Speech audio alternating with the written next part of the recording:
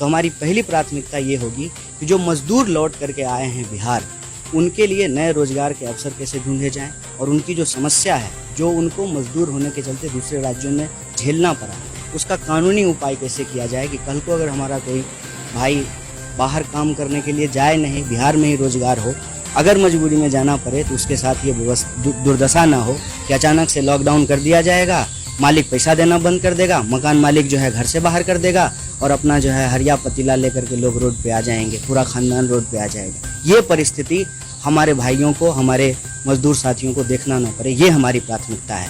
अगर कोई नेता चुनाव के अलावे कुछ नहीं सोचता है तो वो अपना भला तो कर सकता है लेकिन समाज का भला नहीं कर सकता। लेकिन जनता के जो सवाल हैं वो वहीं के वहीं धरे हुए हैं। सुशील मोदी जी ने ये कहा है कि हम ऑनलाइन कराएंगे।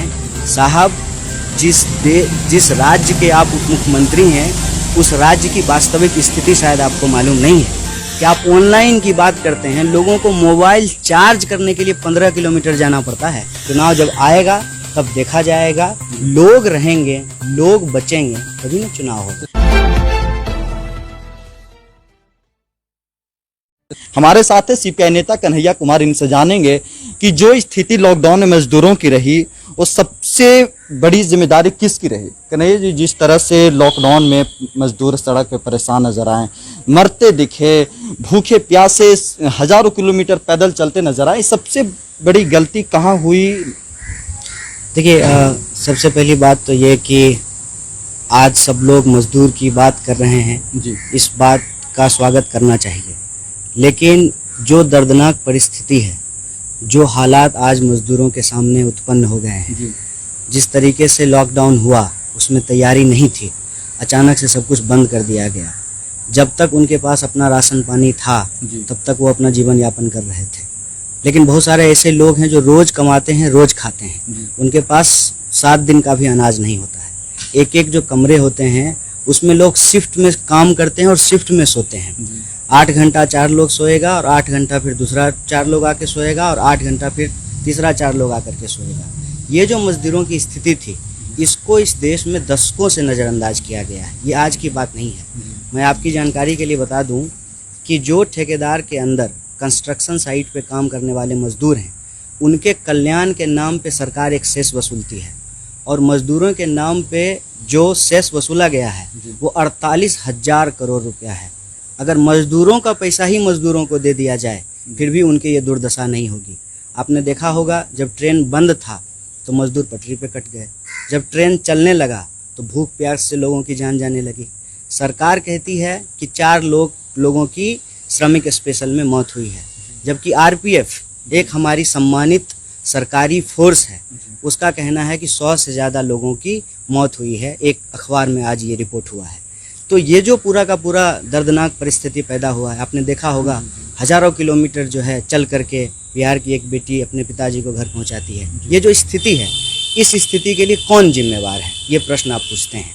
स्वाभाविक रूप से ये हम सब की जिम्मेवारी है, ये सिर्फ सरकार की जिम्मेवारी नहीं है।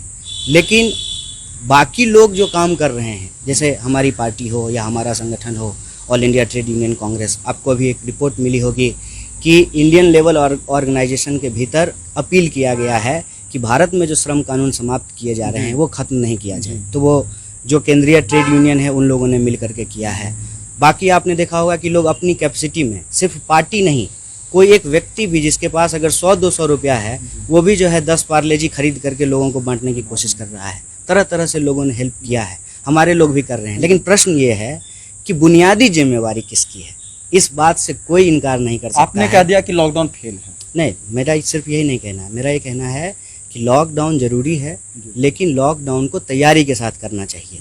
जिस तरीके से लॉकडाउन में चीज़ें आगे बढ़ी हैं, उसमें हमने क्या देखा है कि अभी ये कीजिए वो मत कीजिए, अभी ये कीजिए अभी वो मत कीजिए।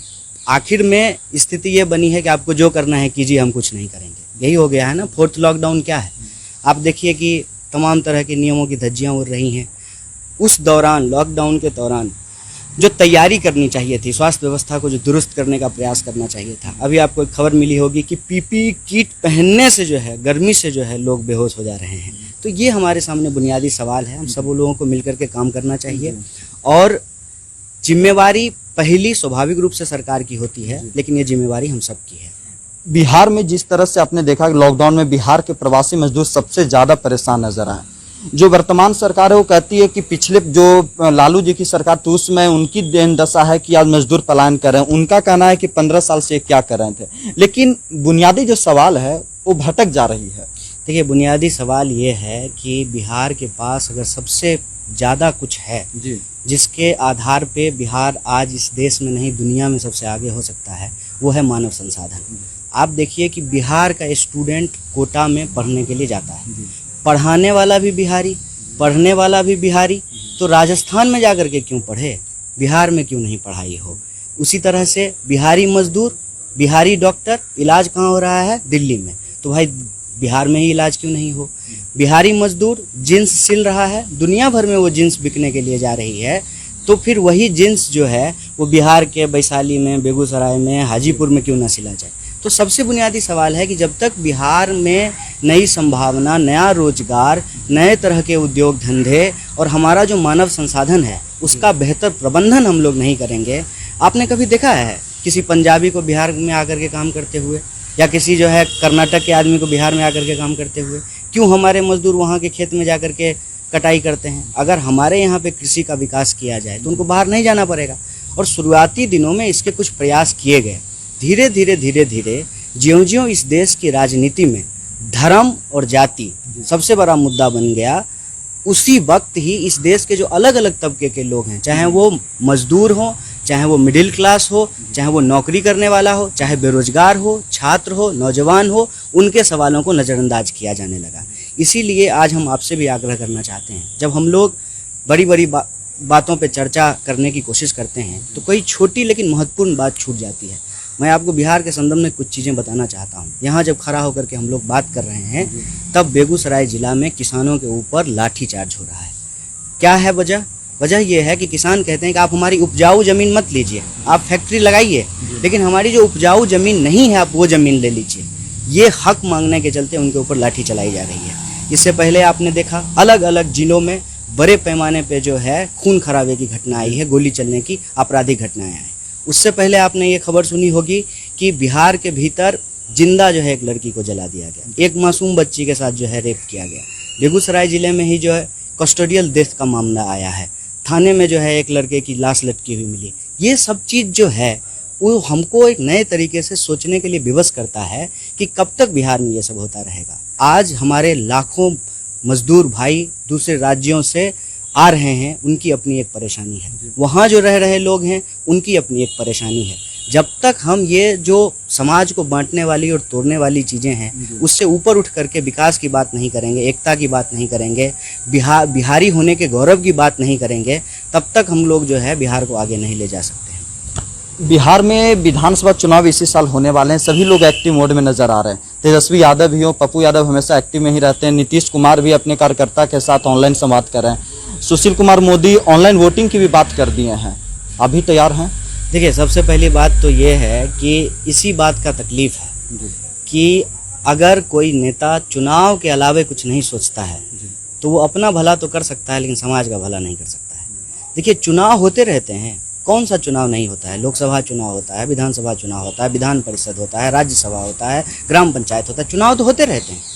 लेकिन जनता के जो सवाल हैं वो वहीं के वहीं धरे हुए हैं। सवाल ये है कि क्या बिहार में आज भी 5 साल में ग्रेजुएशन होगा? सवाल ये है कि भाई सब जगह इंटरनेट का जो है 4G स्पीड चलेगा तो हमको जो है गांव देहात में नॉर्मल बात करने के लिए भी नेटवर्क नहीं मिलेगा। तय नहीं कर पाते हैं कि सड़क जो है उस पर गड्ढा है कि गड्ढे में सड़क है, ये सवाल होना चाहिए। और मुझे दुख है कि चुनाव के लिए तो एक्टिव हो जाएंगे लेकिन जो ज़रूरी सवाल है उस पर कौन बात करेगा। इसीलिए मेरी अगर आप व्यक्तिगत राय पूछें तो मैं बिल्कुल चुनाव की तैयारी नहीं कर रहा हूँ, मैं बिल्कुल विधानसभा की तैयारी नहीं कर रहा हूँ। मैं ये कोशिश कर रहा हूँ कि कैसे जो बिहार के लोग इधर उधर फंसे हुए हैं या बिहार में जो रह रहे हैं, बिना फ़ोटो खिंचाए, बिना वीडियो बनाए, बिना प्रचार किए लोगों का मदद कैसे किया जाए। जब इस परिस्थिति से हम लोग एक बार उभरेंगे तो हमारी पहली प्राथमिकता ये होगी कि जो मजदूर लौट करके आए हैं बिहार, उनके लिए नए रोजगार के अवसर कैसे ढूंढे जाएं और उनकी जो समस्या है जो उनको मजदूर होने के चलते दूसरे राज्यों में झेलना पड़ा, उसका कानूनी उपाय कैसे किया जाए कि कल को अगर हमारा कोई भाई बाहर काम करने के लिए जाए नहीं, बिहार में ही रोजगार हो, अगर मजबूरी में जाना पड़े तो उसके साथ ये दुर्दशा ना हो कि अचानक से लॉकडाउन कर दिया जाएगा, मालिक पैसा देना बंद कर देगा, मकान मालिक जो है घर से बाहर कर देगा और अपना जो है हरिया पतीला लेकर के लोग रोड पे आ जाएंगे, पूरा खानदान रोड पे आ जाएगा। ये परिस्थिति हमारे भाइयों को, हमारे मजदूर साथियों को देखना ना पड़े, ये हमारी प्राथमिकता है। चुनाव होता रहे, लोग चुनाव की तैयारी करते रहें, लेकिन सुशील मोदी जी ने ये कहा है कि हम ऑनलाइन कराएंगे।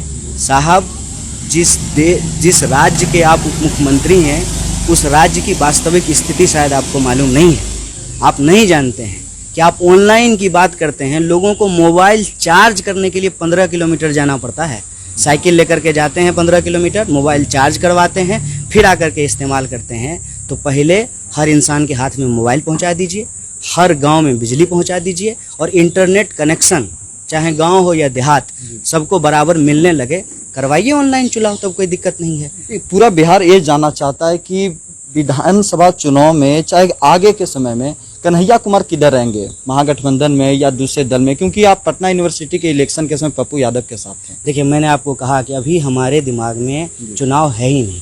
अभी हम लोगों को ये दिख रही है कि कोरोना एक महामारी है और ये एक महामारी जो है इस देश में पहले से बेरोजगारी की जो एक महामारी चल रही थी उससे मिल करके एक बहुत बड़ी महामारी का रूप धारण करने जा रही है। तो हमारी प्राथमिकता ये है कि बिहार में नए रोजगार के अवसर कैसे तलाशे जा सकते हैं, जो लोग लॉकडाउन के दौरान परेशान हैं उनको मदद कैसे किया जा सकता है। चुनाव हमारी प्राथमिकता नहीं है, चुनाव जब आएगा तब देखा जाएगा, लोग रहेंगे, लोग बचेंगे, तभी ना चुनाव होगा। चलिए, शुक्रिया सर।